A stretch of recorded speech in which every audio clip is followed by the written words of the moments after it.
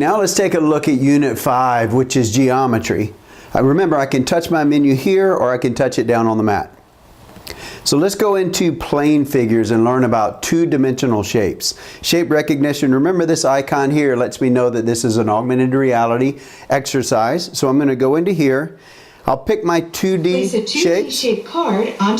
I'll pick my 2D shaped cards, which I've already set out. Remember, I've got my handy sorting box here, and I've already hand-picked the cards that I want to use for this activity. So I've got my 7 two-dimensional cards. Remember, these are flashcards that just trigger the activity. So if I put this under here, it'll trigger the trapezoid. Well, let's learn more about the triangle. Triangle. So I learned about the triangle. I need to get this out of the way. So I'm going to move my card into this animated dotted box over here in the corner. So I'll just get that out of the way so it's not in view of the screen. I've got a complete view of my screen here. So now let's learn more about the triangle. And remember, I can either use the buttons here on the screen or I can use them here on my mat. So let's just work from left to right.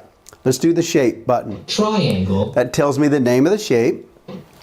And then the second time I push it, it actually draws it with magic dust. It shows me exactly how to draw that triangle. Each button you can push 2 times. The second button, 3 sides, tells me the number of sides. If I push it again, it will count the sides. 1, 2, 3. The next one, the angles. 3 angles. 3 angles, I can count them. 1, 2, 3. Then it counts the number of angles. Lastly, I have a really fun tool here called Build. This is my build box. So if I push it, you'll see this cool little box that pops up with all my tools.